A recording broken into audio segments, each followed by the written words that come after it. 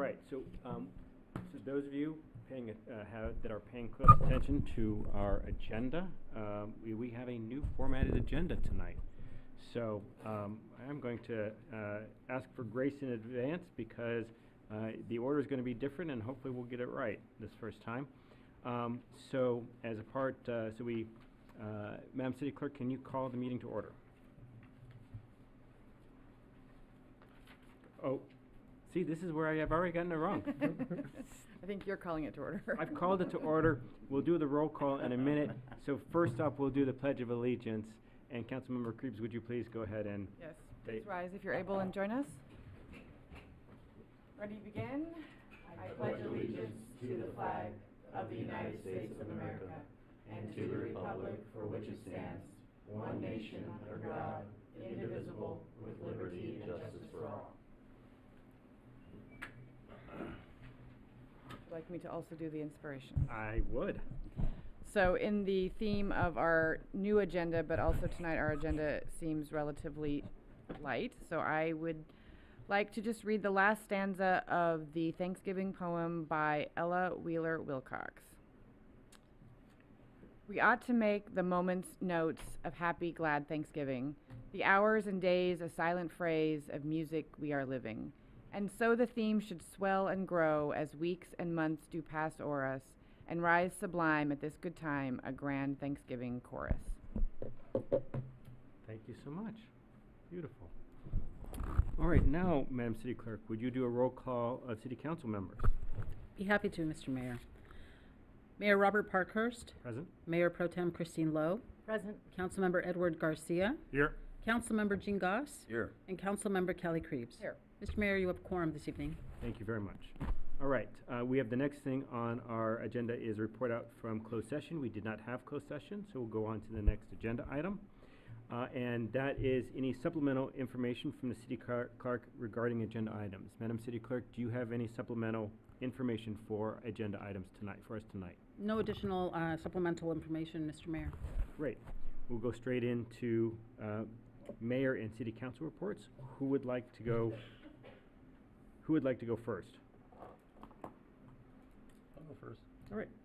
Don't have a lot to report. On the 4th, the library ad hoc, November 4th, library ad hoc committee was given a walkthrough at the library. I was kept late at work in Long Beach that day and couldn't go, but I had talked to librarian Regan afterwards. She sent me pictures that were taken. Apparently the participants were very pleased with the progress going on. Says the library is taking shape and we're getting closer and closer to completion. And they have invited the council to do a walkthrough second week of December, so we'll know more then.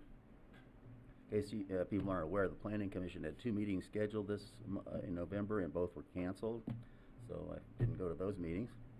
I did have the pleasure of going to Mayor Parker's State of the City last week out at the park on the band shell, and I thought it was a splendid job by the mayor and Mayor Pro Tem as MC.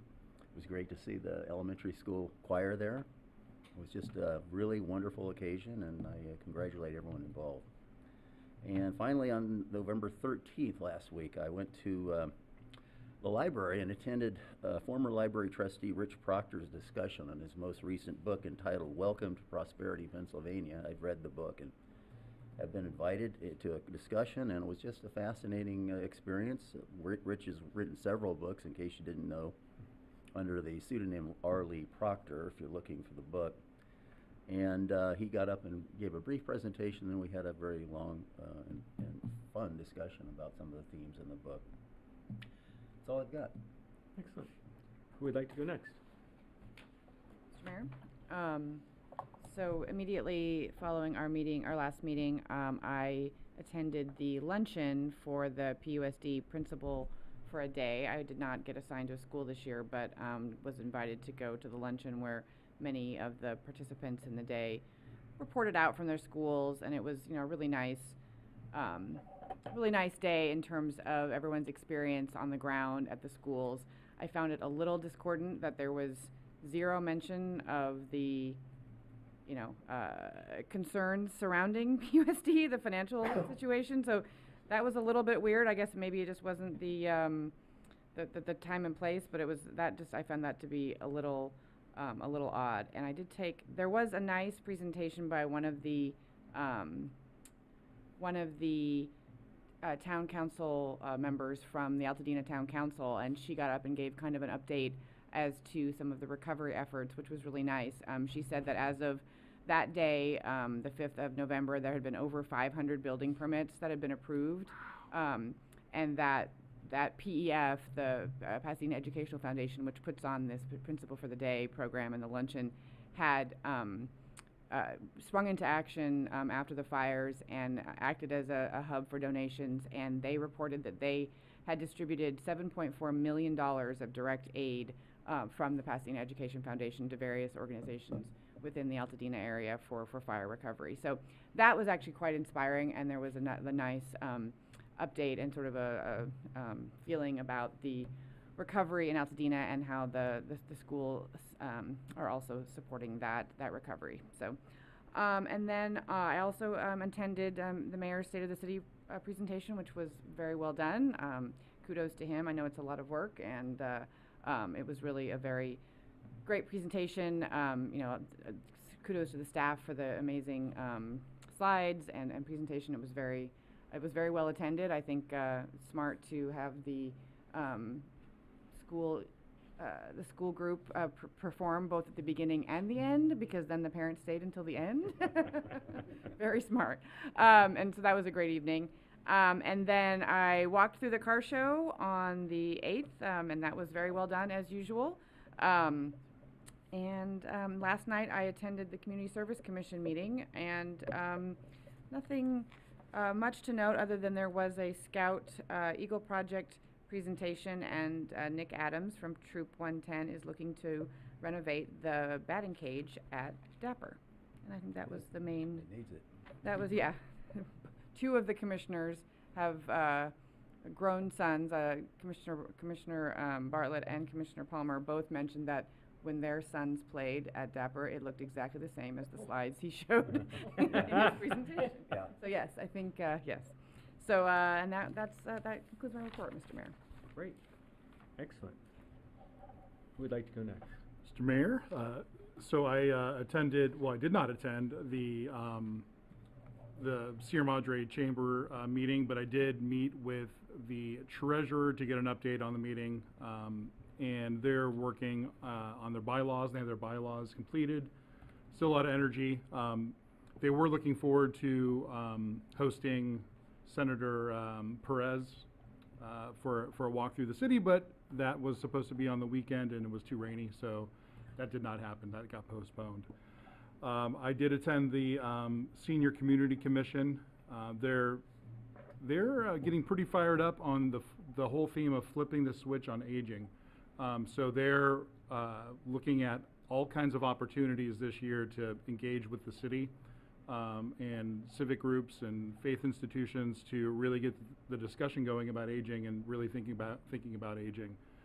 So they're very excited about that, as I am. And on the 8th, I did attend the car show. It was well attended. Those trophies are so great. It really makes me want to get a car that I can enter in the car show and try to win one of those things. It's so great that our personnel put those things together themselves. Yeah. It's such a cool thing. So I hope that continues. I had my mom in town for it, and we went down, and it was a great little event. So thank you to staff and everybody for doing that. And I wasn't able to attend your State of the City, Mr. Mayor. My apologies. I had a standing work commitment. But I did watch it on YouTube, so thank you to staff for having that on, and thank you for a short, concise State of the City. I don't mean in any dispersion there, but I thought it was, because mine was long. And congratulations to you for being concise and getting everything done and having such a great year. So Well, thank you so much. thank you. So let's see, the World Series is over, we won, and so therefore we will be paying more attention to other city things. I will not be upset about missing things from now on. October 31st, Halloween, of course, was amazing. It was a great Halloween in Sierra Madre. I was around for the parade and the trick-or-treating, and I don't know if it seemed like a few less people, but it seemed like it was dispersed well. In other words, there weren't some huge surges of lots of crowds. When I went up to Alegria, it was very well attended, but it wasn't crowded. Thank you to Public Works and the police department and everybody for being up there in Alegria so late and making sure we took care of like lost kids and those little things. And it's always nice to feel safe and such a amazing experience even when it's dark and kind of scary, but it's always a great event in Sierra Madre. So the whole day was fantastic. The fire department parade was awesome as usual. And then on 11/5, the State of the City was like you guys all said, just great. Thank you for such a good program. And then the car show was a lot of fun. The raffle was great. So I'm looking forward to more awesome programming from the fire department too. They have some good things on their year coming up. And then the cemetery tour. I hadn't gone on the cemetery tour yet, and that was really fun. I'm on the cemetery board, and there's things I totally learned, and visited old friends and visited my forever home as well, but really heard a lot about our history. So it was a great event. Excellent. Thank you so much. All right. So on October 29th and November 13th, we had meetings of the ad hoc revenue committee, and I think that the discussions are going very well with them. They're making a lot of progress. I think they're going to take have one more meeting and then come back and start writing up results. So I want to thank staff for all of the support. There's been lots of questions asked, lots of education that's come out to that committee. I want to thank them for all of their hard work. They come prepared every single time, asking really good questions. So I want to commend them for all of that and look forward to the next steps with them.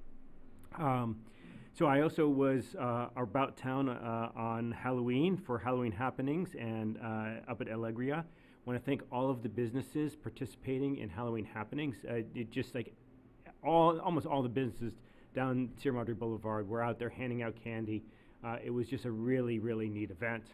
Up on Alegria, I must have gone at times when you weren't there because I was up there at some point in the evening, and it was packed. There's a lot of people up there.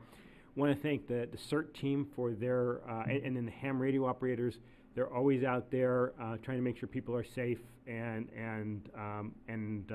supporting that event, as well as the police department making sure that everybody stays found. As everyone mentioned, the State of the City. So, Councilmember Krebs, the idea for the Sierra Madre Elementary being at the beginning, at the end, is courtesy of our city clerk. It was her idea to try to do that to help bring people in, so I really appreciate that. I want to thank Sierra Madre Elementary School for all the hard work, the songs. They were just delightful. And I also want to thank Troop 110 for doing the colors at the event. That was really special. And then I particularly want to thank Sophia for all of her work going through the presentation. She made it look fantastic. Both the presentation and the stage, I walked up there and I was just blown away. So I want to thank you and the rest of the team here of really making it a very special event. So incredibly in your guys' debt. The Clean Power Alliance had a meeting on November 6th. Not a lot to report out of that one, but the upcoming one will be discussing rates. So it's that time of year. There'll be a theme on that here. The car show on the November 8th, it's always delightful. I want to thank Sawyer Wooten from the fire department for putting it together, for standing in for Jake, who is a newfound father of a daughter, number 2. And it was really nice. Some really unique cars, and even more so, there were some really unique stories that went along with it. I picked out the bakery truck. They're there. He's there like almost every time, and he was out there on January 7th fighting the fires. 7 houses down from him. That's where the devastation started. And then I think it was the Community Choice was this incredible car that you had to climb in through the windshield, basically. It kind of opened up. It's a 3-wheeler, opened up in the front. You climbed in, and you had to close it off. Really good choice. It was one of my top ones I was considering, but that gentleman, that was one of like 2 or 3 things he was able to save from his home. So I think it was a really special way that we were able to acknowledge him.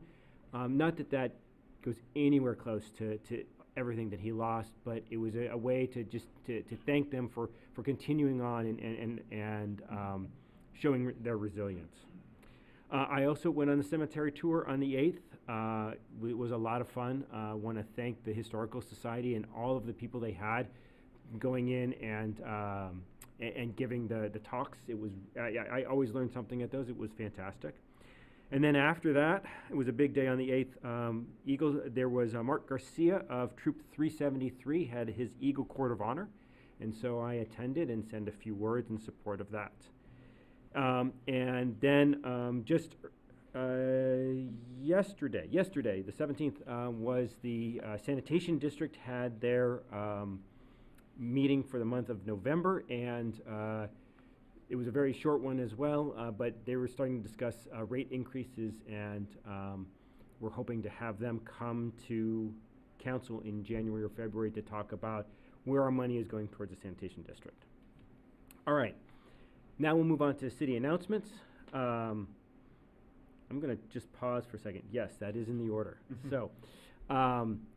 So due to the rain this last weekend, the Senior Community Commission's Fall Community Yard Sale was canceled and will be rescheduled, date to be determined. Tomorrow, the 19th at 4 p.m., there will be a grand ribbon cutting celebration for Bess. So please, if you're around, come meet the team, enjoy some light bites, raise a glass, and celebrate the opening of this new addition to our town. On November 20th, save the date for Harvest Bingo at the Hart Park House, starting at 12:30. Cost is $7, and registration is required. For more information, please call 626-355-5278. And then don't miss the Merry Market in Montecito at 38 East and 150 East Montecito, hosted by the East Montecito Shopping and Arts District on Saturday, November 29th from 11 to 5 p.m. So it's a small business Saturday event, so you can shop at the participating businesses and join a raffle for a grand prize of gift cards, treats, and craft beer and soda. New this year, they will feature the Young Entrepreneurs Corner, showcasing kids' business ideas.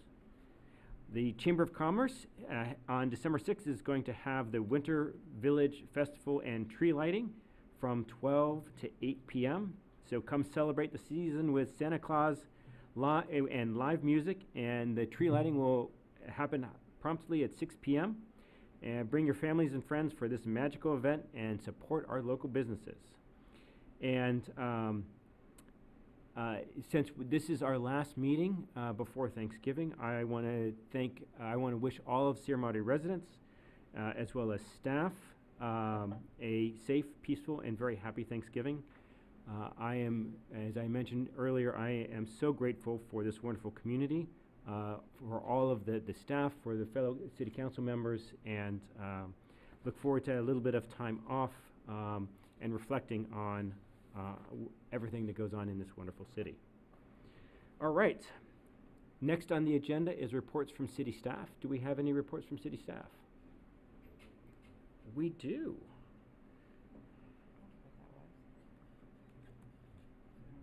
Hello, Mayor Parkhurst, Mayor Pro Tem Lowe, and our Honorable City Council. I'm Layla Regan, your friendly neighborhood library director.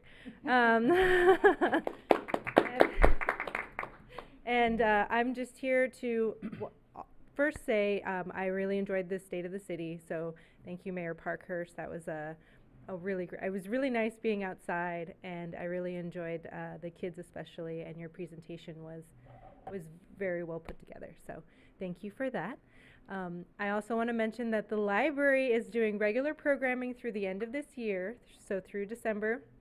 We'll be open in January 2026 with no programming, but please come check out all the books so that we don't have to move them.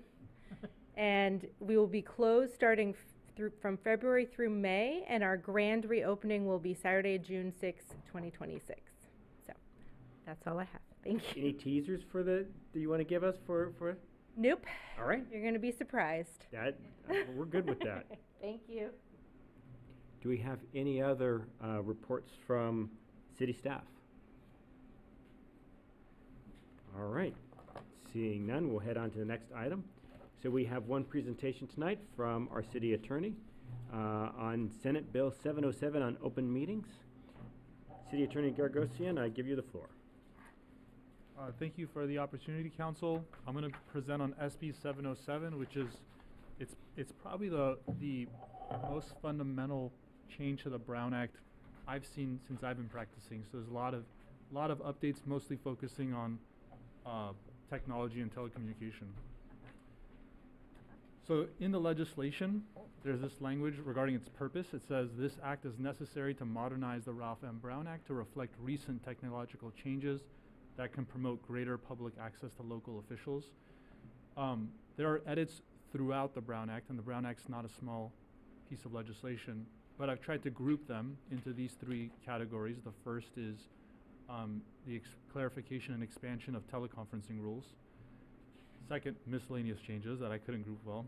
And then the third is those changes related to public access to, it's called eligible legislative bodies, but we'll explore what that means. And the this city is an eligible legislative body for purposes of that new provision. So here are the existing teleconferencing exceptions. This bill takes effect January 1st. So right now, here's what we have in terms of opportunities to teleconferencing. There's the traditional method, which we'll talk about each of these. The state of emergency, which we got because of COVID. Just cause and emergency circumstances, which we got slightly post-COVID. Neighborhood councils were added after COVID, and then there's this new one called student body associations or student-run community college orgs, which we won't really get into because it's not relevant to the city. Okay, so first the traditional method. You're all familiar with this process. Under the traditional method, you have to identify on the agenda where you're gonna set up the teleconference location, and then you have to make that open to members of the public. There's no limit on the number of times you can use this traditional teleconferencing method during a year, but you're not counted toward quorum. So you'll need a quorum physically present if you're going to use this method. You can either call in via phone or you can use an internet-based platform like a Zoom. There's no disclosure associated with the traditional teleconferencing, so you don't need to say why you are using this method or who else is in the room with you, nothing like that. And if you use this method, just as is the case with all teleconferencing, once one person teleconferences, the entire body has to do roll call votes. No changes to the traditional method, but everything else is changing. Okay, within the traditional teleconferencing rule, they carved out this new exception. This exception is actually a codification of a recent Attorney General opinion on this topic, because there was an issue regarding whether or not a council person who has a disability is going to be forced to abide by some of these limitations. Like, so for example, just cause, you can only take advantage of just cause so many times in a year. There's a limit. But this person's disability prevented them from, I guess, attending a bunch of meetings that exceeded the just cause limitations. So here's what we have. If you have a disability under the ADA, the traditional teleconferencing rules do not apply to you. There's no limit on the number of meetings you can attend remotely. You count toward quorum, unlike the traditional method. But you have to use a two-way audiovisual platform, so you can't just call in. We have to see your face and we have to hear you. Members of the public currently are not afforded this under the way the law is written, but query whether or not the ADA wouldn't also extend this to members of the public if they needed this access. You'll have to disclose whoever's in the room with you if they're 18 and over, and you have to state the relationship that they have with you. So like, let's say you have a caregiver with you, and you're taking that call remotely, you need to state, I have a caregiver with me, and that's it. Or a family member, or whatever the case may be. Again, roll call vote. So this is a new thing. This didn't exist before. And they did a really good job, I think, of putting all the teleconferencing exceptions and just separating them out. So you have point 1 through point 7 now, and I'm not going to talk about the health authority because, again, that's not really relevant to the city. So we're going to start with state of emergency. Oh, before we do that, so these are the new exceptions to the teleconferencing rule. If you want to use any of these, you don't have to do the traditional teleconferencing. That's the advantage of these. So you don't have to post your location. You don't have to make that location available to members of the public. But there are other requirements you need to meet. All of those methods that we saw on the prior slide need to abide by the following. First, if we do it for the council person, the city needs to provide public access either via a two-way audiovisual platform like a Zoom or two-way telephonic service so members can call in with a live webcasting like we do for our meetings. If you're going to use any of those exceptions and there's a disruption in the teleconferencing or a disruption in the webcasting, we have to stop the meeting and we have to wait until that's resolved before we can continue. Remote participation of members of the legislative body needs to be noted in the minutes, so whoever's participating remotely, it's going to be reflected in the minutes. And if you're going to take advantage of these, again, you'll need to disclose if there's anyone in the room with you that's 18 and over and what their relationship is to you.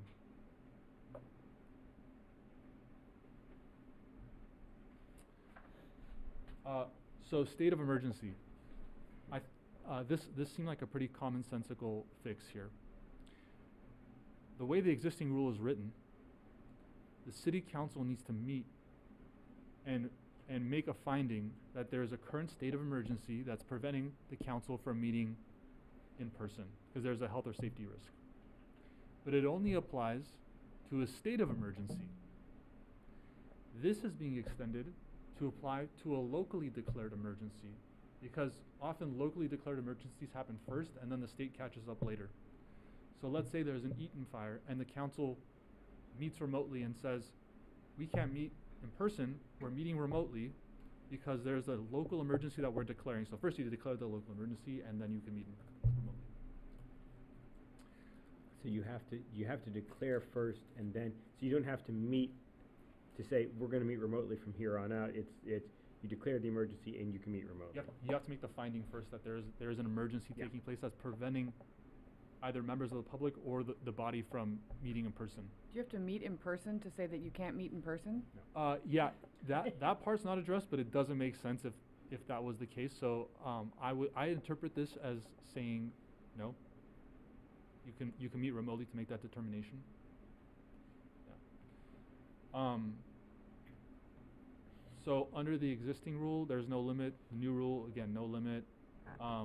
Remote participants do count toward quorum, so you don't need a number physically present. Votes by roll call vote, and you can either call in using a phone, or you can use some kind of Zoom-like two-way system. So that was a small edit, but an important edit to emergency circumstances. Just cause, question? Yeah, so under the existing rule, you have to renew every 45 days. Yeah. What's with the new, how long? Still, 45 days. Okay. That remains the same. Okay. Yeah. Just cause has been expanded a lot. So previously, so the existing rule is you have emergency circumstances, which is a specific thing. It's physical or family medical emergencies.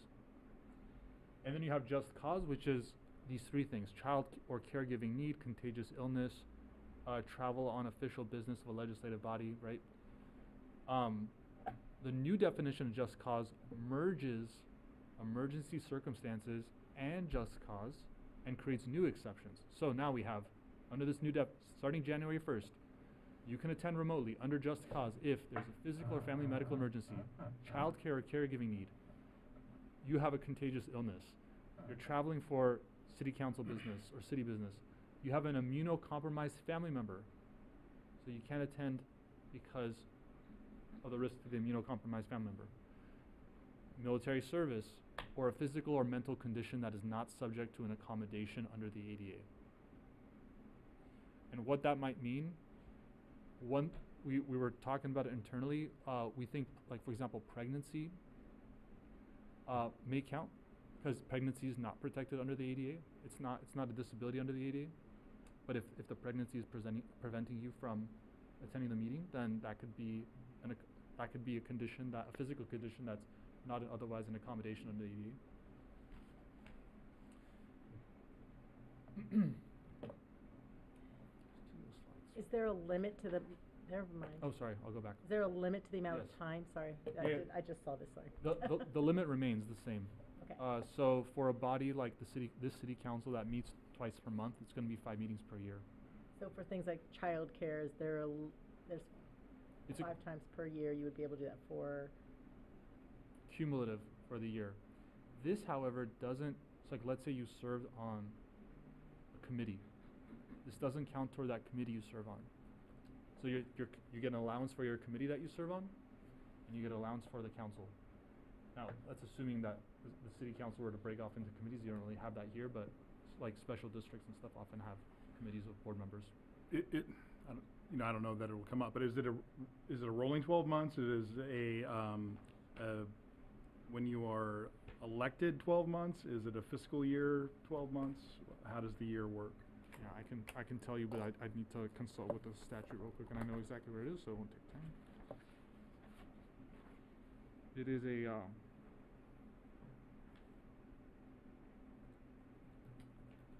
yeah, it just says per year. It doesn't say month, so it'd be calendar year. Okay. And is it applicable to only council, or is this also applicable to commissions? All legislative bodies, so includes commissions.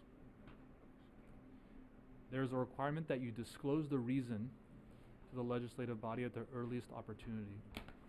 So if you're going to take advantage of just cause, you need to state why. And it's going to be reflected in the minutes. Sorry? Okay, publicly. Yeah, yeah. And it's going to be reflected in the minutes. You'll still need a quorum physically present for this one to take advantage of just cause. So you can't have more than 2 using this at one time. And you can't call in.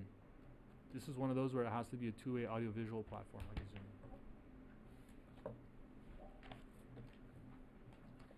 This is a new one. This did not exist before, this next one. Eligible subsidiary body. This is brand new. It's actually probably one of the most creative ones that's like actually might be useful. A commission, committee, board, or other body of a local agency, whether permanent or temporary, created by a charter, ordinance, resolution, or formal action of legislative body. Sorry, this is for the definition of a eligible subsidiary body, right? So all your commissions, they need to be advisory only. So the planning commission's out. Not authorized to take final action on legislation, regulation, contracts, licenses, permits, or any other entitlements. So again, planning commission's out. Would trustees be out as well, since they hold that position of allocation of funds? For the library? Library. Yeah, they're out. Does not have a primary subject matter jurisdiction, so the library, regarding elections budget, police oversight, privacy, public library materials, or taxes. So, Community Services Commission, Senior Commission, Natural Resources, yeah, a lot of our commissions meet this definition of eligible subsidiary body. If they meet that definition, the City Council has the option to authorize the entire body to be remote, if you want. And you need to make certain findings, and you need to renew that vote every 6 months. And you can withdraw that authorization anytime. At least one staff person. That doesn't mean that you still need to have a physical location for that meeting. It just means that whoever wants to meet remotely can meet remotely. At least one staff member shall be present at the physical location designated in the meeting. Elected officials serving as a member of the subsidiary body cannot take advantage of this provision. So they can't be, assuming that they were part of the body, they can't be remote. And the procedure for acting, there's a very specific procedure for acting on recommendations of this legislative body. So if this legislative body, let's say the senior commission, has a recommendation they want to provide the city council, there's a procedure in it. There's a procedure for it. Question? Would public commenters still need to come to the physical location? No. If you take advantage of this, you need to make a two-way audiovisual public comment option available. All these exceptions, if you take advantage of them, you have to provide the public an opportunity to take advantage of them too. Quorum, remote participants don't count toward quorum. Oh, they do. Oh, sorry, does count toward quorum. My apologies, yeah. Because the whole body can be remote. And there's no limit on its use, so there's no total number. The limit here is council's desire to keep them remote. I think, like this, for example, you have commissions, but I think it really makes sense for what we would call normally like ad hocs, because as I've pointed out in a previous meeting, if you have anyone else on an ad hoc committee beside 2 council members, you don't qualify for that ad hoc exemption from the Brown Act, so you gotta notice them the same way you would every other Brown Act body. But if you're pulling together a Brown Act for a limited purpose, for a limited duration, maybe it makes sense to have them be fully remote to make sure that those people who are participating in it can participate. Yeah. So I think that's where this one might be really helpful.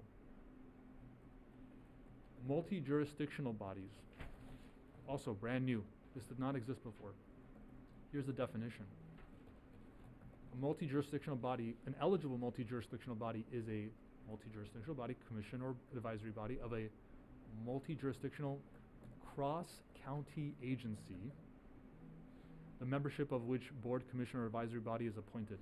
This cross-county agency thing is confusing because I wish they used inter or intra-county. I think that would have been clearer. But I think what this means is, based on the legislative history I was reading, they mean inter or intra. So this could be within LA County, but a bunch of special districts or cities all working together on something, like a SCAG. I was gonna say, if it was meant to be, you had to have 2 counties, then it would virtually be inapplicable in the LA County because it's so large. The likelihood that we would be working with somebody outside the county would be really remote. Yeah, but I flagged this because this one requires further study. Because I really, it's not super clear to me what cross-county agency means, but I'm understanding it based on the legislative history to mean inter or intra. A multi-jurisdictional means legislative body that includes representatives from more than one county, city, or special district, or a legislative body of a joint powers entity. So what happens? If you want to take advantage of this as a multi-jurisdictional body, here are the requirements. The legislative body must authorize itself, the multi-jurisdictional legislative body must authorize itself to use teleconferencing via resolution.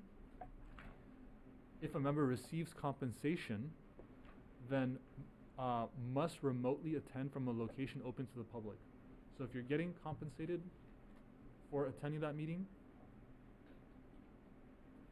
you need to attend, the public needs to be able to access that location. So it's going to be like the traditional teleconferencing method. Is that meaning that if the seat is subject to compensation, or if you actually receive compensation for that meeting, such that you could waive compensation for the meeting that you attended teleconferencely? They, in the statute, they drew a distinction between reimbursements, which are okay, versus compensation for the position. So I think if the position is afforded compensation, whether or not you waive it, because there was nothing about waiver there. So like if you are compensated for that position, if it's a seat that it. So for example, I'll just give a real world example. The sanitation board does provide compensation. I actually waived it from the very beginning. I just didn't take any of it. But it sounds like because the seat is eligible for compensation, it likely would not apply to that, even though, by the way, plenty of other representatives attend remotely. They must be doing it under the traditional method. And it doesn't mean this doesn't apply. This still applies. It just means that whatever location you take it from has to be open to the public. Right. So like the sanitation district, they notice, there's like 3 locations, right? They have it in Whittier, they have it in Pasadena, and there's a 3rd location they often have. Right, but there's also been times when, like, for example, the county supervisors attend from some remote location, which isn't one of those locations. Which, and that goes back to the one they have to disclose, Right, they're in business, so that's odd that was listed as new here, because it's been used in other scenarios. Maybe under the traditional method. This is a new procedure. Okay. But like, an individual now can attend from Sierra Madre, but the other requirement, if you look at the end there, remote location must be at least 20 miles away from the physical meeting location. So I don't know if that's the case with That is the case. your sanitation No, district. it seems far, but I don't know. Again, means it has to be a two-way audiovisual platform like a Zoom for quorum. Remote participant does not count toward quorum.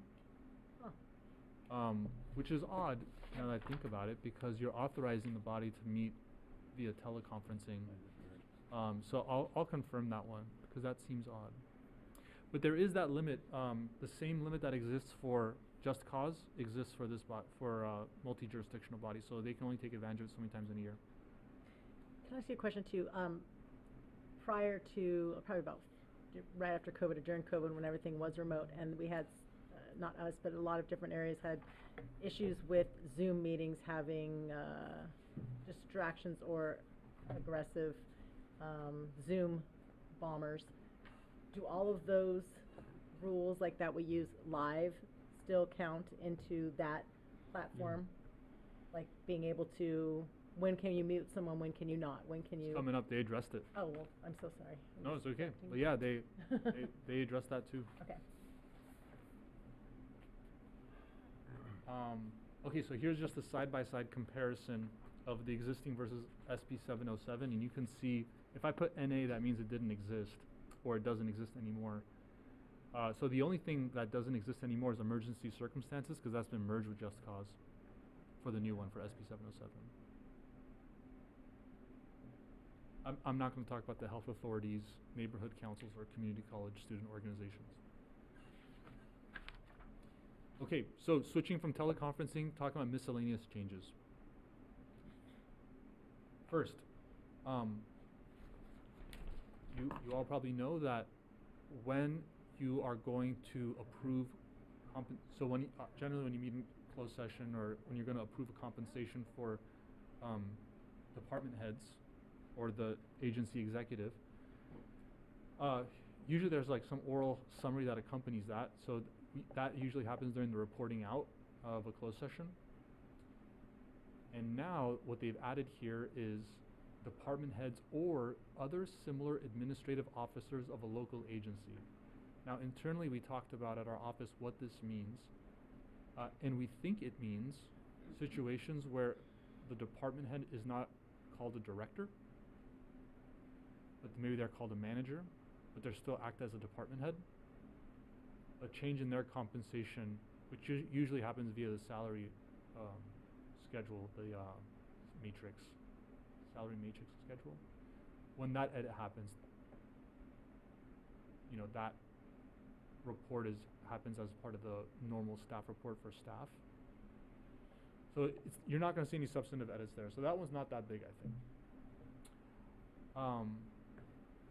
This is a procedure that the city council here doesn't use, but I'm going to flag it. This is mostly like bigger agencies use this. The current rule, which is going to be is the rule going forward too, is that an agenda need not provide an opportunity for members of the public to address the legislative body on any item that has already been considered by a committee composed exclusively of members of the legislative body at a public meeting. That's always existed under the Brown Act. City of LA, for example, will use that. So like they'll have a committee of, let's say, 2 or 3 meet on a planning issue. They'll take all the public comments with their 2 or 3 members, and then when it goes to the body, they don't take public comment on that item anymore. There was an exception to that rule. The exception was unless the item has been substantially changed since the committee heard the item. That was the old exception. Now there's the new exception is that first one I read off, or when considering the item, a quorum of the committee members did not participate from a singular physical location identified on the agenda open to the public and within its jurisdiction, or the committee has primary subject matter jurisdiction over elections, budgets, police oversight, privacy, removing from or restricting access to materials available to public libraries or taxes. So if you're going to talk about any of those things, you got to hold public comment at the committee level and at the entire body.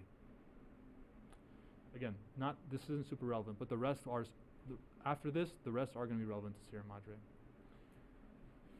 It was always the case that the legislative body may give a copy of the Brown Act to members of the legislative body. Now, the legislative body must give, or the city must give a copy of the Brown Act to the legislative body. So I think that really falls on our city clerk, because I think the city clerk provides everyone a packet or something?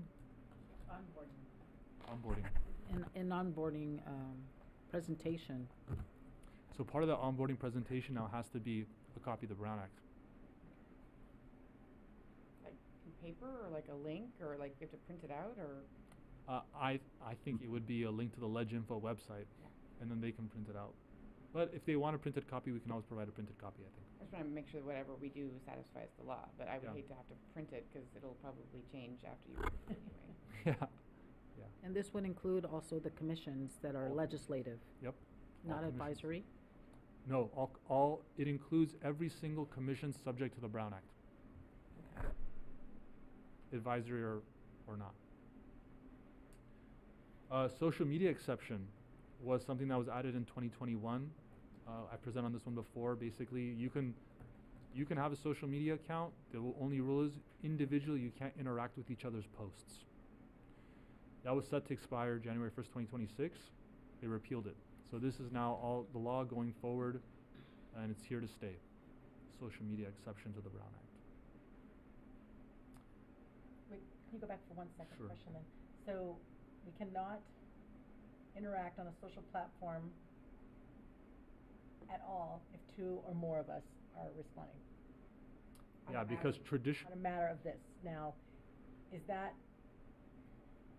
doesn't say if it's a personal account or versus a city account, correct? Correct.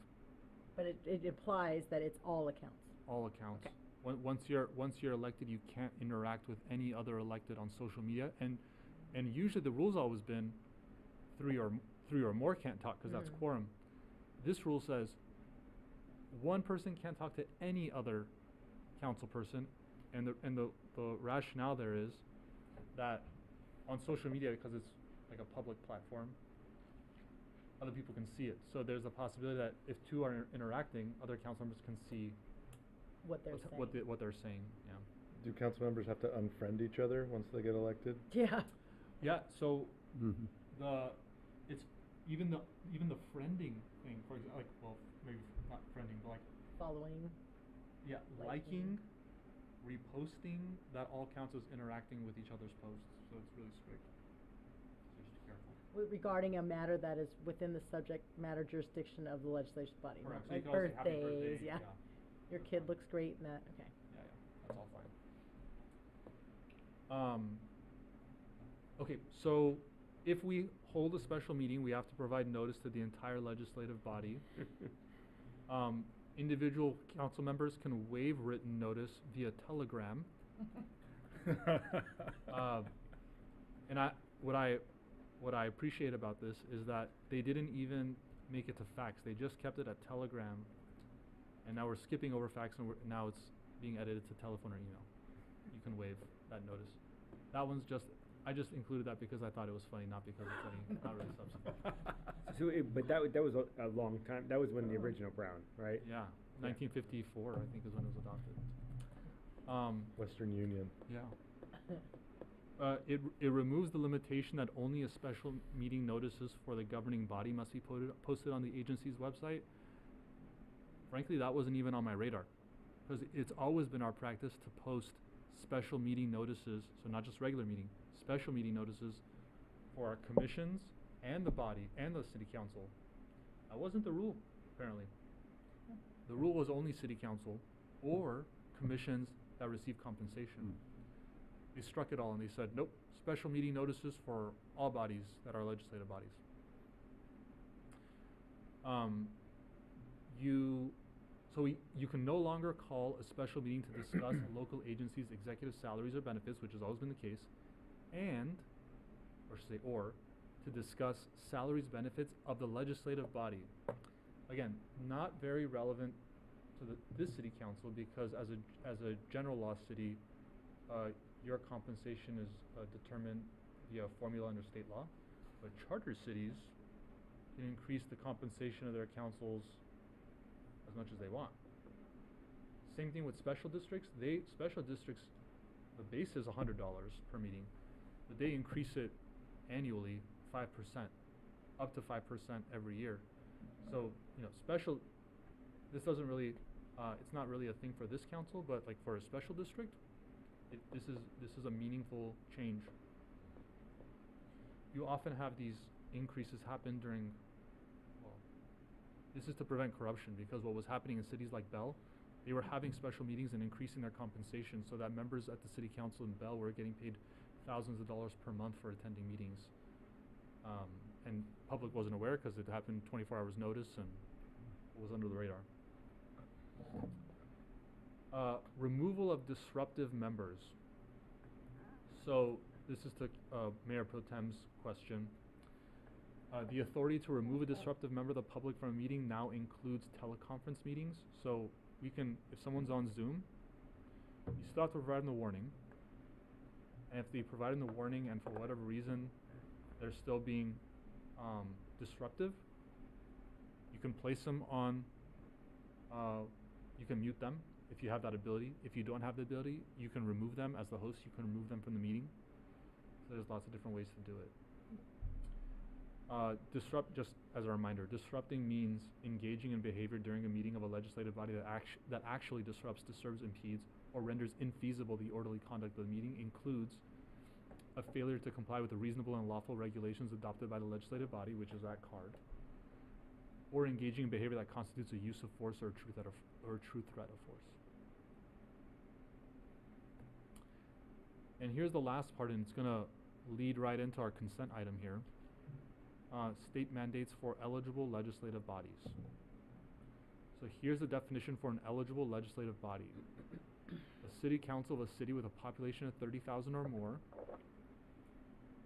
and a city council of a city located in a county with a population of 600,000 or more. So the Cal Cities was actually opposed to SB 707 in part for this reason, because they didn't like the fact that small cities, just because they're located in big counties, have to incur the expense that's going to be associated with what a definition of an eligible legislative body is. But anyway, the city of Sierra Madre meets the second element of this test. So we are an eligible legislative body. And the third one applies to special districts, not to cities. 3 separate mandates coming our way, effective July 1st, 2026. The first is regarding remote public access. Members of the public must be able to attend and participate in meetings via either a two-way telephonic service, so a dial-in service, or a two-way audiovisual platform. So starting July 1st, 2026, there's going to have to be some kind of probably a Zoom setup, and members of the public can participate via, let's say, public comment via that Zoom, or they can call in. Exceptions: if adequate telephonic or internet service is not operational at the meeting location, which is not the case here, we have the capability to do it. If the meeting is taking place outside of the usual meeting location under specified circumstances, and they're very specific, so I won't get into them. Or if the meeting is pursuant to an emergency situation. So if we just couldn't set it up in time because there's an emergency happening. So the first exception, obviously not applicable to this room, but like during COVID when we met outside at the park, I assume that then we could probably qualify for that exception because we don't typically have telephonic or internet service sufficient to run a two-way meeting in the park. Right. Okay. So the next step is, determine whether your agency is an eligible legislative body. We are. install the infrastructure needed to facilitate remote public access by July 1st, 2026. And we need to approve a policy regarding disruptions of telephonic or internet service occurring during the meeting. This is a pretty challenging one, and I'll tell you why. So the policy needs to be approved not on consent, so it needs to be a discussion item, that's fine. But here's why it's difficult. The disruption triggers a recess for at least 1 hour. I don't know why it's written that way, because if we resolve the disruption in like 10 minutes, why do we need to take an hour to cure it? How could you possibly know how long it was going to last when it starts? I mean, that's part of the problem. Like, you can't know when it starts that it's going to last for an hour. No, but You it's have at to least an recess. hour. If Yeah. it does happen, you have to give people at least an hour to reconvene, essentially. Yeah. Got it, sorry. So I think what's really going to happen when we begin drafting this policy, that the city council needs to give thought as to what constitutes a disruption for what period of time. Because if we're talking about like 1 minute Zoom goes down and it's back up, and that's going to trigger a 1 hour recess, that seems unreasonable. So the council will need to think through that once we work on that policy. Is there, the disruption is not from our side, but Mhm. the public side? Is there any language on where the disruption originated? Yes, if it's a disruption on our side. Okay. And so logistically, we're going to have someone monitoring internet, because we won't know if it's, you know, if it's functional or not, just at the desk. I mean, so someone's going to have to be monitoring, Mm-hmm. you know, from the side or from their office to make sure that the service is maintained. Right. If disruption is not resolved within an hour, the legislative body may approve to proceed by roll call vote upon making certain findings, because you need to finish the business of the day. The policy must address procedures for recessing and reconvening a meeting in the event of a disruption and the efforts the eligible legislative body shall make to attempt to restore service. So probably Q1 of next year, staff will bring a policy forward for the city council's consideration on this. Next up, translation. The Brown Act currently requires a legislative body to provide at least twice the allotted time to a member of the public who utilizes a translator as part of their public comment. Unless the legislative body utilizes simultaneous translation equipment. So if you have something in your ear or maybe on your screen that's translating what that public commenter is saying, then you don't need to provide them twice the allotted time. That's all really the Brown Act says about translation currently.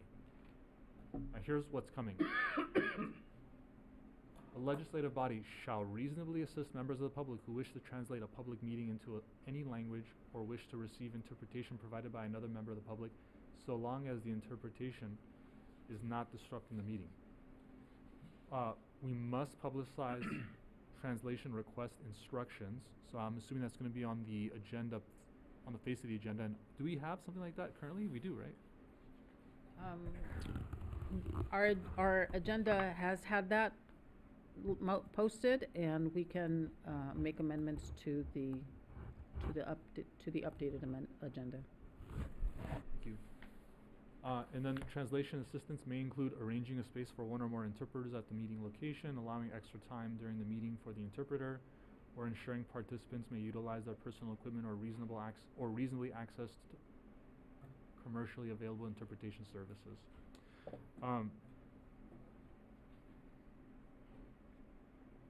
An agency is not required to provide translation services, to be clear. Agency not responsible for the content or accuracy of any facilitated interpretation. Questions on this? There's more to it. Yep. City Attorney Garagosian, quick question for clarification. The agenda had instructions on contacting the city clerk's office 24 hours before the meeting. Is there a limitation or requirement? No, there's no 24-hour requirement, and so I think it'd be important for us to adopt some formal policy on this too, to address what the city is willing to provide and on what type of turnaround. Has to be reasonable, right? I mean, It's reasonable, yeah. they can't show up and say they need us to assist them to find commercially reasonable. Well, I mean, some things they can show up, right? So it's, if allowing extra time during the meeting for interpretation to occur, I think that can probably happen when they show up. That's fine. But if we're talking about arranging space for one or more interpreters, that we're gonna need time. And it doesn't specify, you could use personal equipment, so the new iPads and the new technology with AI that's able to translate as you speak Mhm. is obviously valid. Yes, and they were contemplating that too, in the statute. And somebody requests maybe a signer for sign language, a lot of captioning on electronic equipment, but that would be a reasonable accommodation rather than Yes. a signer. And I think it's coming up, captioning is addressed here too. But I don't think it sounds like we're not required to provide them with a translator. Like if You're they, not. so even, With the captioning thing, I think, well, it'll come up. Yeah. I think the captioning thing is a requirement. Now let's see. I don't recall Okay. right now. The agenda for each meeting shall be translated into all applicable languages. Applicable languages is, oh, here we are. It's actually the next slide.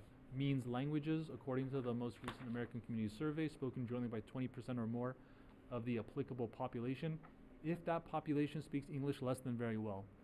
I remember we had this conversation already with city staff, and we determined at that time, this was last year or 2 years ago, that there was no population that met this threshold because it was relevant for a different law. So probably doesn't apply to Sierra Madre, but it's something that staff will need to reconfirm. Going back to the previous slide here, the meeting webpage shall be translated into all applicable languages, and each translation shall be accessible through a prominent direct link posted on the homepage, assuming that we need to make this translation, which we don't, so I'll skip through this slide. Oh, I thought this was really interesting, this fourth point. Agency shall allow members of the public to post additional translations of the agenda in a physical location. So members of the public can translate a document and post it wherever we're posting our agendas. So I think like library, for example, city hall. If members of the public want, now we're not responsible for the accuracy of the translation. It says so expressly. But if members of the public want to take it upon themselves to, let's say, translate something into Spanish, they can translate into Spanish and post it. can we take it down if it's not correct? I suppose we could.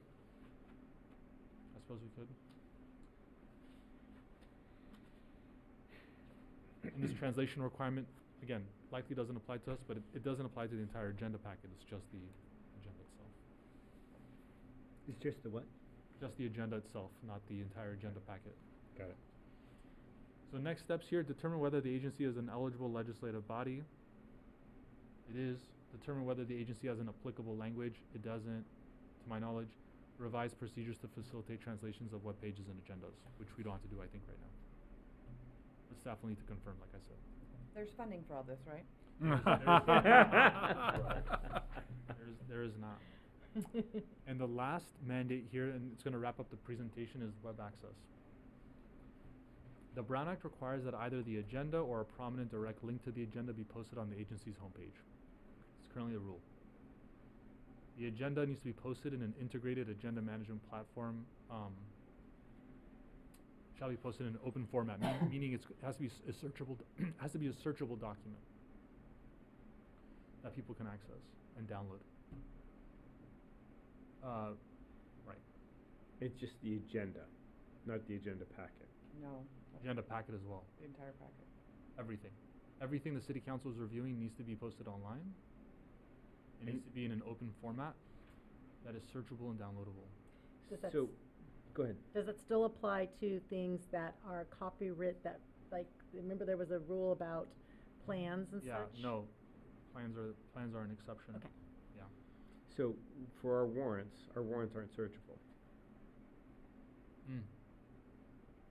Are they, but they're part of the agenda packet. They are part of the agenda And packet. they're posted online, Yes, they are. but you can't search them if you search online? It's a scanned. I don't know. OCR. Probably OCR it, yeah. Yeah. New requirement. Establish a system for electronically accepting and fulfilling requests for meeting agendas and agenda documents through email or an integrated agenda management platform accessible through a prominent direct link posted on the primary internet website homepage. We talked about this internally again in our office to figure out what this means, especially where prior requirement required us to have integrated agenda management platforms. And what we think it means is that that integrated agenda management platform requirement did not exist for agencies that were small, like special districts. And this requirement applies to large special districts. So I'm not really sure. It appears repetitive of existing law, and it didn't change the prior law. It didn't undo it. So it's still something that we have to look into. Is it different because There's I can go on the email there. website and see the link to the agenda?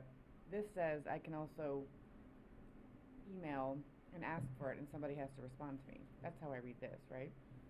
Which is different than having it available on a website for me. But it says email or, Oh. so But it says for accepting and fulfilling requests. So, but I mean, it does. it still makes it sound like it has some, they're requiring you Yeah. to send it out. Yeah. So And maybe the management platform will have that functionality, right? Well, why would that be in the Brown Act and not the PRA? Because we do that under the PRA anyway. Yeah, oh, that's true. We haven't wrapped our head around this one yet exactly. We're still got to look into this one to understand better what they meant when they created it. Need to establish an accessible webpage dedicated to public meetings that includes or provides a link to all the following: a general explanation of the public meeting process, an explanation of the procedures for members of the public to provide comment, a calendar of all public meeting dates, and the agenda posted online. I think we do all this already. Just best practice. We need to make reasonable efforts to invite groups that do not traditionally participate in public meetings by inviting media organizations, good government organizations, civil or civic engagement organizations, and neighborhood or community groups. This is an affirmative duty. What's an invitation? I don't know. It's a Email? reasonable effort. There's a link on our website. Reasonable effort is defined as, it says legislative bodies shall have broad discretion in the choice of reasonable efforts they make under this subparagraph. No action shall be commenced or maintained. So it's not actionable either. So it doesn't create a cause of action if we fail to satisfy this obligation. So members of the public couldn't sue, but the attorney general or district attorney can say you have to do this. And that concludes it. So there's quite a bit there. Again, not major substantive changes. I think the biggest change is to the teleconferencing requirements. So there's new exceptions, it's expanded quite a bit. And this requirement that we now provide members of the public an opportunity to participate in public comment remotely. That's all. Great. Any other questions? Thank you, Attorney Gargosian. All right, we will move on the agenda. The next item is public comment for items not on the agenda. Madam City Clerk, did you receive any cards for items not on the agenda? We did not, Mr. Mayor, and the city clerk's office did not receive any emails either. Great, all right, thank you for that. All right, then we have a section on the agenda for public hearing, but we don't have any public hearings tonight, so we'll move on to the consent agenda. Madam City Clerk, would you read the items for the consent calendar by title only? Can I ask a question? Yes. Do we no longer have to approve the reading of matters by title only? Because we did not do that this evening, and we're about to do that. So I just I wanna- understand, yes. That was in my mind, so thank you for bringing that up. City Attorney? I'll turn to city staff for the deletion. Mr. Mayor, the city clerk's office on the agendas does list the, as part of the title, the actual resolution subject line. So as I read them tonight, we will be satisfying the requirement to read by title only. So we don't have to vote on reading them by title only? No, we're already doing that. Okay. The city council is asked to consider a number of consent items. The first item is the regular meeting minutes of the October 28th city council meeting. City staff's recommendation is that the city council approve these minutes as amended. The consent item B, the First Amendment to the Professional Services Agreement with Hugh C. Quach. City staff recommends that the city council approve the amendment to the Professional Services Agreement. Consent item C is the First Amendment to the Professional Services Agreement with King Office Services, extending the contract term and increasing the not-to-exceed amount to $146,045. It is staff's recommendation that the city council approve this amendment.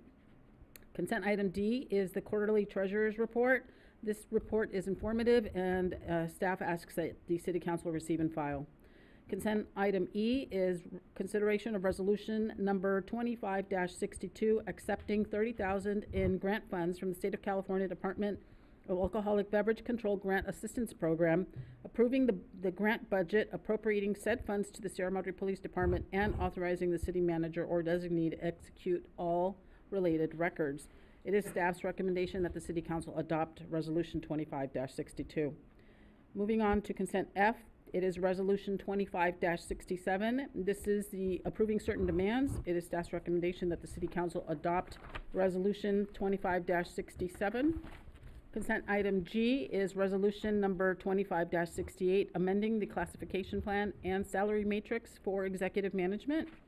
It is staff's recommendation that the city council approve resolution 25-68. And lastly, resolution 25-70 is amending the fiscal year 25-26 budget, approving a supplemental budget appropriation for the Public Education and Government Fund Reserve. It is staff's recommendation that the city council adopt resolution 25-70. That concludes my report, Mr. Mayor. Thank you, Madam Clerk. Mr. Mayor, I'd like to have item number H pulled for separate discussion. All right. So we don't have, do we have to have a vote on that, or do we just, a council member can just pull it, right? Yeah. All right. All right, so we'll go ahead and pull item H. So let's see, are there any questions on consent item A? B? C? Mr. Mayor? Yes. So, in the staff report, it talks about, increasing the amount from the prior budgeted amount from 134,000 roughly to 146,000 roughly, but that, noting that even that amended amount is well within the allocation of 200,000. And I guess my question is the remaining $54,000 of this grant still available to fund other portions of this project, or was this grant specific to this services under this contract? Thank you for the question, Councilmember Creeves. It can be reallocated to another section. And we are discussing if there are any pockets that are left over. We are looking into how we can use those. Thank you. All right. Questions on consent item D? Mr. Mayor, is that the treasurer's report? Yeah. It is. So on our cash balances by fund, specifically item 38002, the CDBG, I'm assuming that's the fund for the CBDG block grants for that we're currently using for rehabbing senior housing or those that need accommodations that are limited with income resources. Which number? It's right in the middle, and it starts out negative and it ends negative. It's CDBG 38002. Okay, they're listed by number, so that's helpful. Thank you. So my question is, since if that is in fact that fund, we did, I think recently at a council meeting, approve receiving some extra funds to go into that, but I do see that we dispersed during the quarter 93,000. So I just want to see if there was delayed payments or why it was so much in one quarter, because I think that 93,000 exceeds what we have approved for an annual budget. So if somebody could explain that, that would be helpful. And I know I should have maybe prompted that question, but. We'll probably have to come back and Okay. and investigate that, but Okay. we can provide you with a report. Okay, because I'm concerned that it started negative, we dispersed a lot, and it ends negative, and if we're continuing this this project. Yep. Okay, thank you. I also have a question. Yes, please. So I did notice that the investment portfolio obviously has a change in the negative, and in looking at the actual statements from the LAIF funds, it appears that we made a couple of withdrawals from that account, and I was just wondering if someone could explain. There was a $3 million withdrawal in July, and then a $1.2 million withdrawal in September, and so I was just wondering if those were withdrawn to invest somewhere else, or sort of what the withdrawal was, because that does then result in about a $4.2 million decrease in the investment fund amount. So a portion of that withdrawal was for the prepayment to CalPERS for our annual UAL payment, because we do save some funds for that. And the other portions were related to the city's annual premium for its general liability insurance and for the library renovation project. And so do we typically liquidate investments for those types of things, or then we just make the decision at the time whether it makes more sense to do that versus taking it out of cash? We actually took a look at it last year, because another council member did ask this question during the agenda review, and because of the cyclical effects in terms of when we receive our tax receipts, typically for this quarter, we are drawing down from our investment portfolio in order to cash flow the operations of the city. Great And question. so I guess one more. So I'm noticing that I'd say the past 4 years or so, we had ladder short-term investments in U.S. Treasury securities, and we'd let those term out, obviously.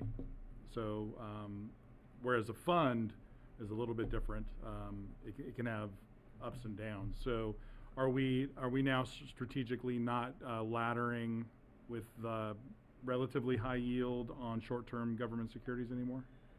I'd have to look into that question. Okay. And get back to you. Thank you. Great questions. All right. Moving on from D to E. Any questions on item E? Item F. And item G. I just have a very similar question to last council meeting when it comes to our executive positions. This one would be brought up more comparable to other cities, but again, do we have research, or can we have research done on our other executive positions that have not been increased in over 5+ years, and how much lower they are compared to other areas? Yeah, we've already started that analysis, and we've done the comparison to our pay scale versus the basket of cities that you've been seeing over the last couple of agenda reports. What we have not completed yet is the costing of bringing current employees to market. So we're still working on that analysis, and once we have that information, I can share it with the council. Part of that interest is, of course, when you, not just comparable to other cities, but when we're looking at the percentage of how much salaries are in those cities compared to each other. For instance, if the city manager makes this much, it's usually the finance director will make less, the police and fire chief will make more, and then these other scales will scale down. So I just would like to see that type of comparison, that we might be one of the only cities that has these positions so low, yet these positions so high. We'll look at that. Thank you. Yep. Thank you. All right. So now we will go ahead and open this up for public comment. Madam City Clerk, did you receive any comment cards for the consent agenda? Mr. Mayor, there were no speaker cards, nor were there any emails received by the city clerk's office. All right, we'll go ahead and close public comment, bring it back to council. Any discussion on the consent agenda? Move to approve the consent agenda? Do I have a second? Second. All in favor? Aye. Any opposed? All right.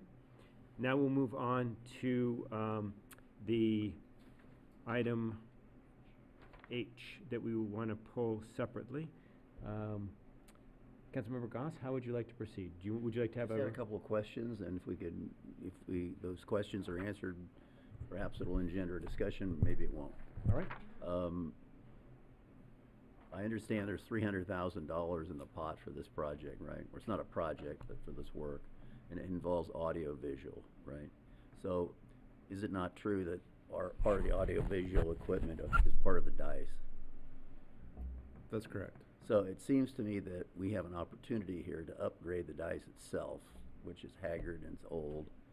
If you've been to other cities, you'll see that there's quite a difference between ours and everyone else's. I'm not saying the seats. I'm simply saying that if we have enough money to take care of all the relevant technical issues that we have to, that would be my view for priorities. Could we, with this money, spend it on an improvement like the dais itself? Yes, we could. Okay. That's my question. Would it have to be, I mean, could we proceed with respect to the proposal that we've bid out for the audio and visual upgrade tonight while separately pursuing the physical plant upgrade? Because presumably they could, well, I don't know. You tell me if their design specifies this particular piece of furniture, or whether it could be adapted to, you know, work with a new piece of furniture. So the proposal before you tonight includes upgrades to the, you know, sort of functional technical audiovisual equipment in the council chambers. It does not include an upgrade to the dais. If we were going to look at the dais, we might want to look at additional functional requirements for the dais, like embedding monitors and having additional inputs, computers at each station, that sort of thing. We could proceed with the upgrades as presented and come back to the council with a proposal that includes the dais, or we could wait and come back with one proposal that includes all the things. One thing I would add, though, is that if we are looking at doing the dais, you know, there would be impacts to probably the carpeting in the chamber and some other elements that we would need to consider as well. So it might be wise to look at the project more holistically, or we could proceed with the changes as presented, and I don't think that would impact our ability to do a phase 2 with, you know, the dais and the carpet and some of the other improvements. It's just the carpeting wouldn't be included for use with PEG funds. We would have to look at like our facilities accounts for that. And for so things. to build on that, you've talked about putting together a facilities master plan, right? And so that would be part of the facilities master plan. I mean, I completely agree with you, Councilmember Gossi. There is, I can see dings and fading and all of that, but then if I look over, we've got the doorway here, we've got stuff up here. Like, if we're gonna do it, like, I wonder, like, how much do we bite off at any one time? Are we Yeah. having We're just, thank you, sorry. So my Thank you. question, want me to air for the question? There you When go. we're looking at the master plan of facilities, we would have to look at other building structures, not just the diocese. Would that come out of different budgetary sections that we would have to look at, looking for a future budget? Like for our other facilities that might be more run down than our diocese, would we have to kind of look at that holistically too in the future? So we would engage with a consultant to do the facility master plan, excuse me, and they would come in and do an assessment of all the facilities. In terms of a funding mechanism, obviously we could use that facilities internal service fund because we're already collecting resources for the maintenance of existing facilities for that use. Or we can look at the specific funds like the water fund for upgrades to the public works yard, because a portion of that would be applicable to that. Same thing with sewer, and obviously the general fund as well. So there's a couple different ways to look to fund it, but in terms of an overall overarching strategy, facility needs, conditions assessment, you know, that would be a much more exhaustive effort than just remodeling and upgrading the chambers. When you do things like that, would you recommend like small projects like just the diocese versus we already have a master plan that looked at our fire and police facilities and said what those needed, and we did some work on that, and there still needs to be more work done on that. So would this also be part of that full facilities plan? You would embed the other discoveries into that? It would be. I mean, the chambers room itself, we would identify the, you know, ongoing maintenance and improvement needs of this room, in addition to the rest of City Hall with the restrooms and office spaces and things of that nature. Thank you. Are there other questions? Mr. Mayor? Yes, please.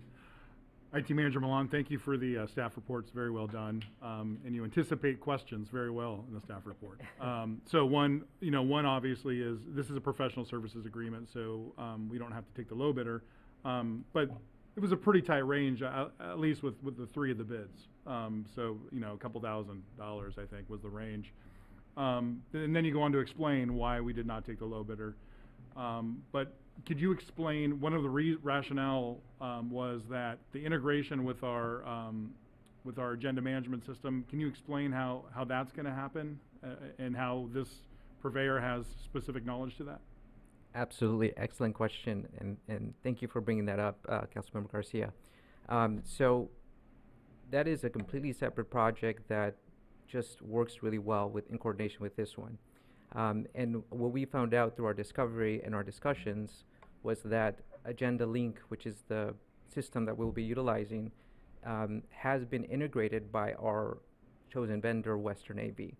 And as far as we know, they are the only vendor that has full integration, I should say, with Agenda Link. And what that means is that when we deploy this system, there's going to be synergies between that relationship, right? And as far as I know, nobody has done that before, and this is the lead integrator for that system.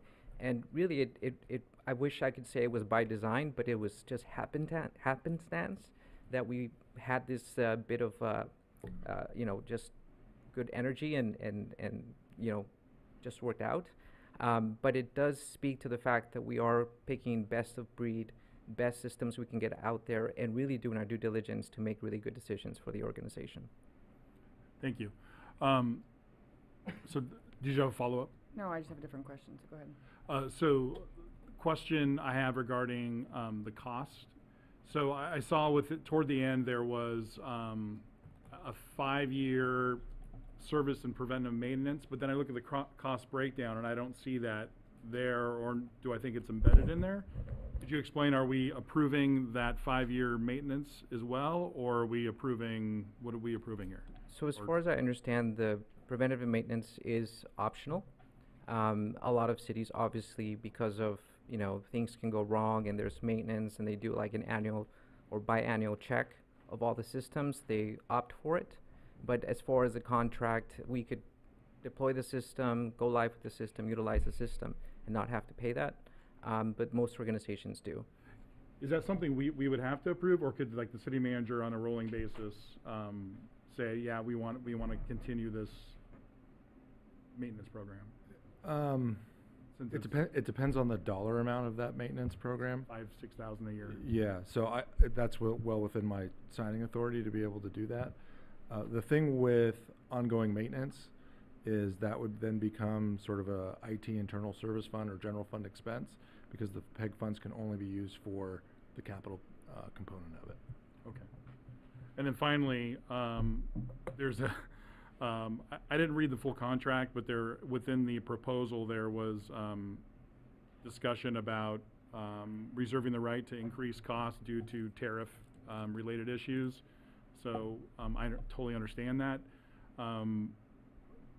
Was this bid done fairly recently? And if we approve it, would I'm hoping that wouldn't happen. And if it would, do we have a limit where we'd be willing to go up to if there is a tariff-related increase?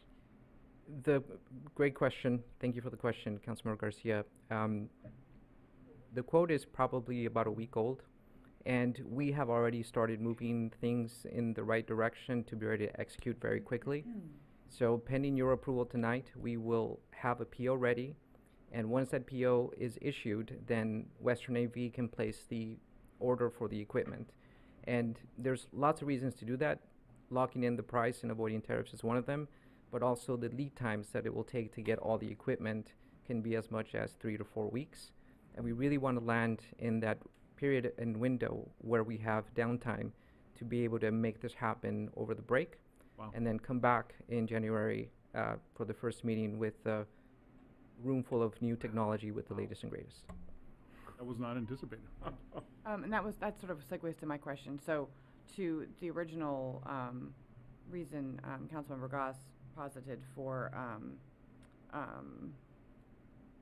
pulling this out of the consent calendar was, you know, combining it with additional upgrades. And I guess my question is, I know that my understanding from the staff report is that some of this upgrade is necessary to be in compliance with the updates to the Brown Act that the attorney went over earlier. So if we were to delay based on a more comprehensive project, there are certain things that we'd have to have in place by the deadline, which I think you said was in July. Is that correct?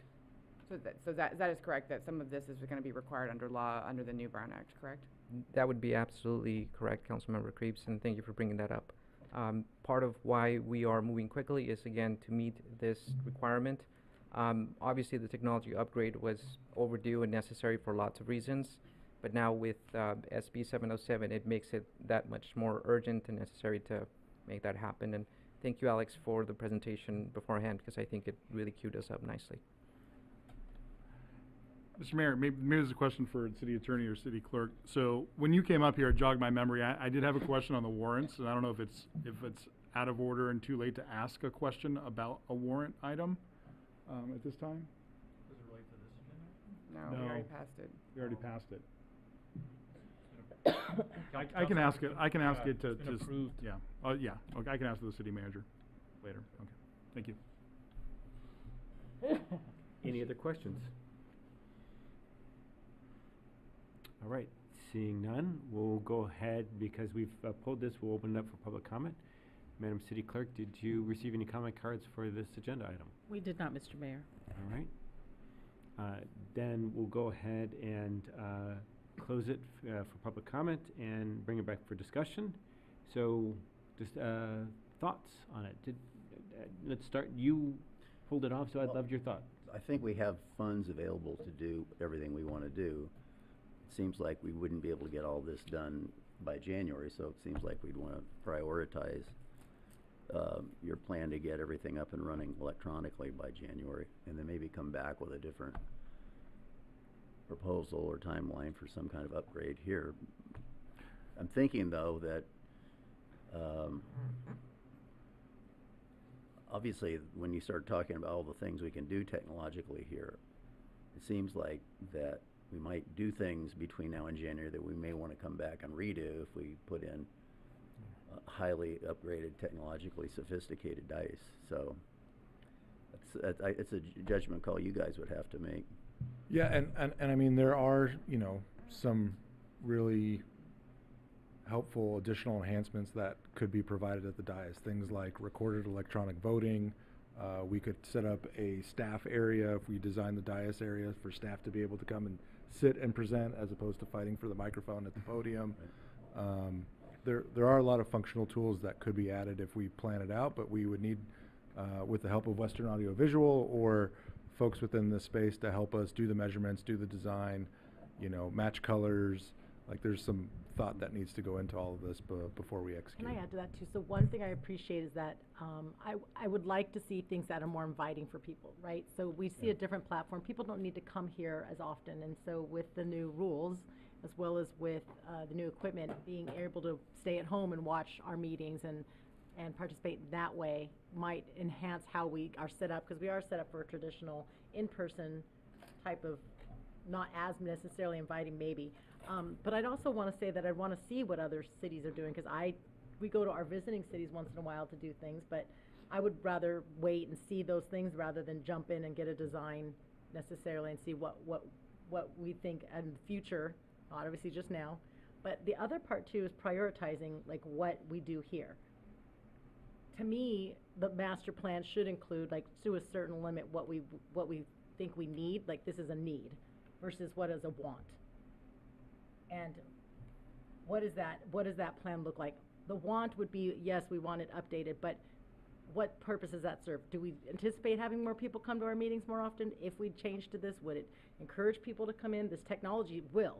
And I think with the ability to be ADA more approved for captions and for feeds and for information to be better, but I don't necessarily think that the way things look would enhance us unless we're able to help the public come in more and participate more. Otherwise, I didn't want to spend more money just to look better and maybe help us, but it's not serving our city, you know, in general, to invite people more here. Does that make sense? Yeah, it makes sense. The monies that are available for this are from fees that we charge Spectrum, correct? It's fees that they are legally required to pay the city Yes. So for our those cable fees are, franchise. that fund is actually a special fund. It can't be used for general fund purposes, right? Correct. It can only be used So- for the production of public access channel So that- content.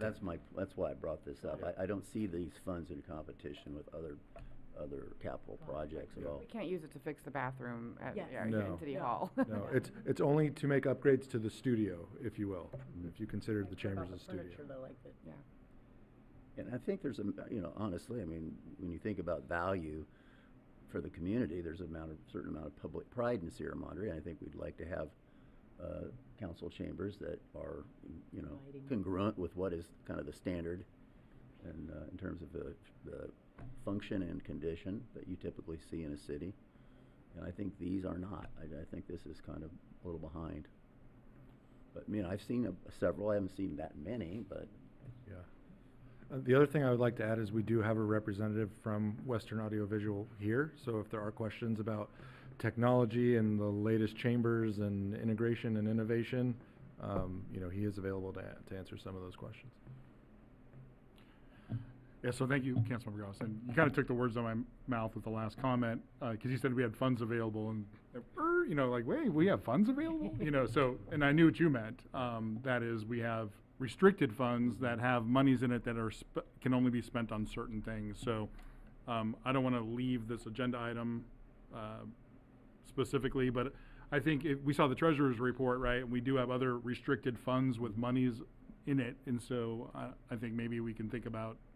It doesn't have to be out of that specific pot, but there's other pots that just sitting there. It's earning interest, which is great. But if it's enhancing civic pride and the whole experience, I think, yeah, it might be worth looking at. Agree with you.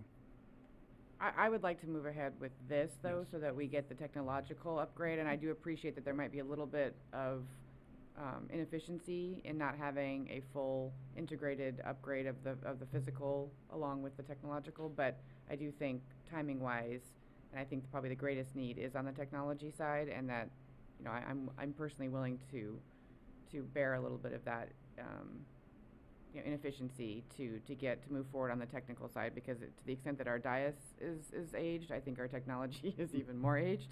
So that would be my recommendation. I agree with that. Yeah. And thank you so much, Oscar, because the way you present things and the research you do gives us the confidence to be able to move forward and not have to question as much about the research you've already done. So thank you. You're very welcome, and thank you so much for those kind words. All right, well, it sounds like we have consensus, so then I'll entertain a motion to approve this resolution. So moved. I move to approve Resolution 2570, amending the fiscal year 25-26 of budget, approving a supplemental budget appropriation from the Public Education and Government PEG Fund Reserve. All right. All right, all in favor? And if I may just add to that, an approval of an agreement with Western Yes, Audiovisual. I'm sorry, I didn't read the whole thing. An approval of professional services agreement with Western Audiovisual and Security in the amount not to exceed $128,503.03 for audiovisual system upgrade to the City Council chambers. All right, do I have a second? Second. All in favor? Aye. Any opposed? All right. Items for future agendas. Any items for future agendas? Can we please see updates more often on our Yucca Trail Basin? Okay. We've got that one. And public, we've had some great updates as council, but can we see some public updates? I don't even know if it has to be on each agenda like we did a bear report, but something. Yep. Thank you. Great. And we can't ask that. Can we ask for an update? No, Publicly? it's No? not on the agenda.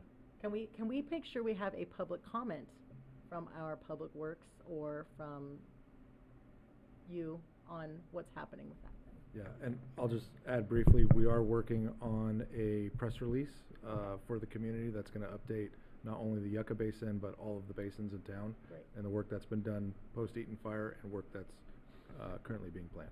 Yeah, this doesn't seem like it'd have to be an agenda item if it's a public safety If kind it's- of report. Yeah, it could be part of staff reports. Yeah. Okay, great.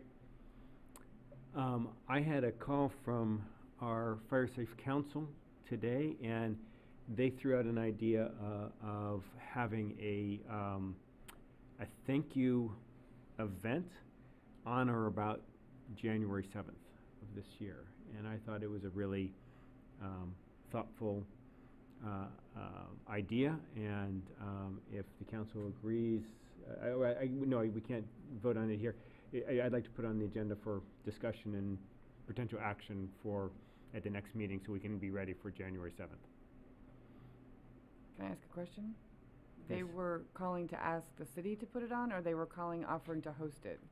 I think that they would have a role in it. We'll have to figure out, we'll invite them to come and get the full detail of it. I guess I would just say that we don't typically, as a council, weigh in our vote on events. I mean, that's kind of what our community services That's a good point. commission does, and so I would not I mean, maybe we want to elevate it to this body for that kind of event, but we don't do, trail race, we don't No, really it's a do good that point. at this body. Thank you for that. Yes, Madre that's a good point. Community Events Committee? Yeah, so we should, I will reach out to him and have him connect him with the Sierra Madre Events Committee and the Community Services Commission. Thank you for that. All right, We'll anything also else? check out probably what other cities are doing too. Sure. All right. I will, then if there's no other items for future agenda, I'll entertain a motion to adjourn the meeting until Tuesday, December 9th. Mayor, I'll be absent on that date. All right, thank you for letting us know. Move to adjourn? You have a second? Second. All in favor? Aye. We are adjourned till the 9th. So, don't we have just one meeting in December? No, do. we have a special meeting We have a special the meeting. week after. The following week, That's right. but just for